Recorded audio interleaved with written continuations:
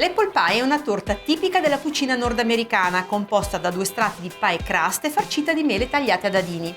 Non confondetela però con la nostra torta di mele, perché in realtà fa parte della categoria dei pie, dolci non lievitati, che si distinguono dai cakes, che sono appunto le torte lievitate. Ma cominciamo proprio dalle mele. Come vedete io ho preso delle mele di diversi tipi.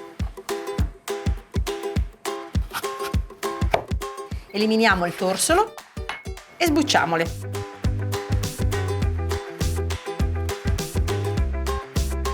Taglio la mela in quarti e invece che i dadini io la taglio a fettine, in questo modo.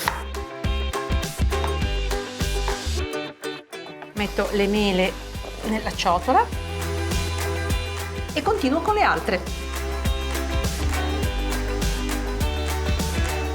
Alle mele tagliate aggiungiamo lo zucchero semolato e la cannella in polvere. E adesso mescoliamo. Dobbiamo far sì che tutte le mele siano ricoperte sia dallo zucchero che dalla cannella, così prenderanno sapore. Inoltre lo zucchero farà uscire il succo della mela. Ora copro con pellicola e lasciamo macerare. Si dice sempre una mezz'oretta, ma in realtà se fossero un paio d'ore sarebbe ancora meglio.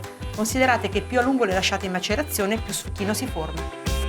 E siamo pronti per preparare la nostra pie crust, che è l'involucro della torta di mele. È diversa dalla pasta brisée perché è un po' più grezza, ha dei pezzetti di burro all'interno, un po' più grezzi rispetto alla pasta brisée che è liscia. E soprattutto per fare la pie crust ci vuole il freddo per la lavorazione. Infatti, come vedete, anche la ciotola del cutter è stata messa nel frigorifero, deve essere tutto molto freddo, è tutto molto veloce. Il burro è congelato, tagliato in piccoli cubetti e congelato, e anche la farina va messa in frigorifero, ovviamente dentro un contenitore con la chiusura ermetica. Quindi mettiamo dentro al cutter la farina, lo zucchero, un pizzico di sale e il burro, che come vi ho detto è congelato. Ora azioniamo il cutter per massimo 15 secondi.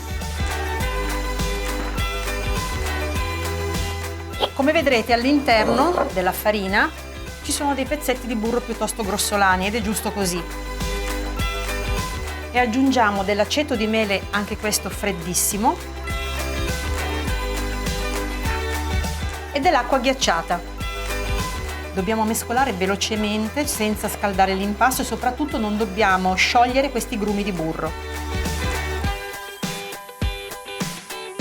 Possiamo continuare sul piano di lavoro.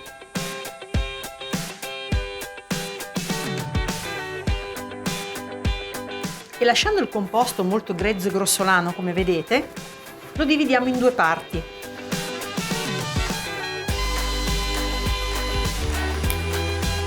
Devono essere 2 parti all'incirca da 370 grammi l'una.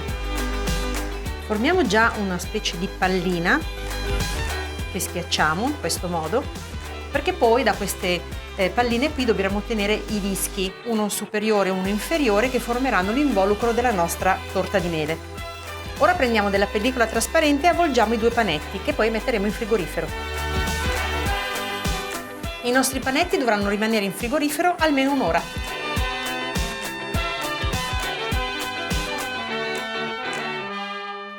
Trascorso il tempo di macerazione delle mele, come vedete si è creato molto succo, che andiamo a mettere in un pentolino. Le mele ovviamente sono state scolate. Lo facciamo ridurre un po' aggiungendo anche del burro. E nel frattempo mettiamo le mele in una ciotola e aggiungo l'amido di mais, che servirà ad asciugarle, soprattutto in cottura, perché le mele rilasceranno ancora del succo. E mescoliamo molto bene.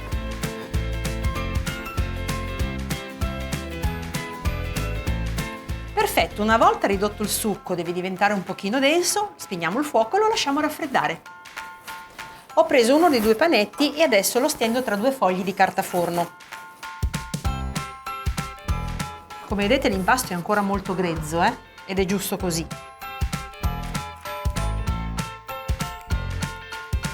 Devo ottenere un disco di circa 30 cm di diametro.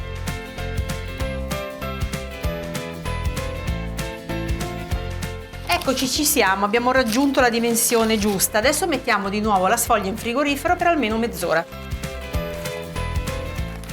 Ecco la nostra sfoglia. Mettiamo un po' di farina e mettiamo la sfoglia dentro questa tortiera che al di sotto ha 20 cm di diametro e di sopra 23-24, ha un'altezza di 4 cm.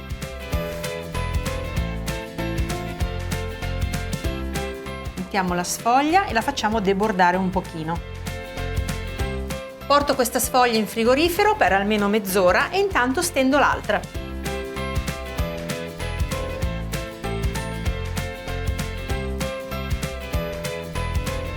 Ecco il nostro guscio ben freddo. Ci mettiamo all'interno le mele, le sistemiamo un po' pareggiandole e se potete cercate di formare una specie di cupoletta qui al centro. Ci versiamo sopra lo sciroppo di mele ormai raffreddato. Vedete che è bello cremoso. E adesso per l'ultima volta riportiamo la torta in frigorifero per mezz'ora. Eccoci pronti per assemblare la nostra torta.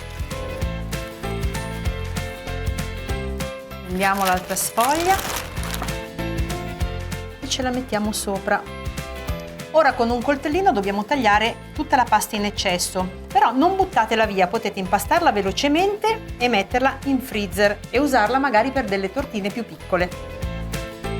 E ora decoriamo il bordo in questo modo. Li dobbiamo pizzicare in modo che le due sfoglie si saldino e poi facciamo così con le dita. Spingiamo con l'indice e con il pollice, vedete? In questo modo, in modo da formare questa onda. Sembra proprio la torta di nonna Papera, no? E adesso un'altra cosa che possiamo fare è spennellare tutto con un uovo sbattuto. Poi cospargiamo la superficie con un misto di zucchero semolato e polvere di cannella. E poi l'ultima cosa prima di infornare, pratichiamo 4 taglietti che serviranno a far fuoriuscire il vapore durante la cottura, altrimenti la pasta si gonfierà scoppiando.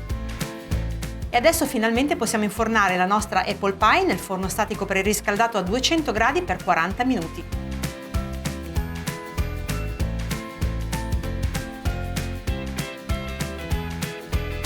Il modo migliore per gustare l'apple pie solitamente viene accompagnata da gelato o panna montata, ma a me piace anche così, da sola, è fantastica. Vediamo come è venuta dentro.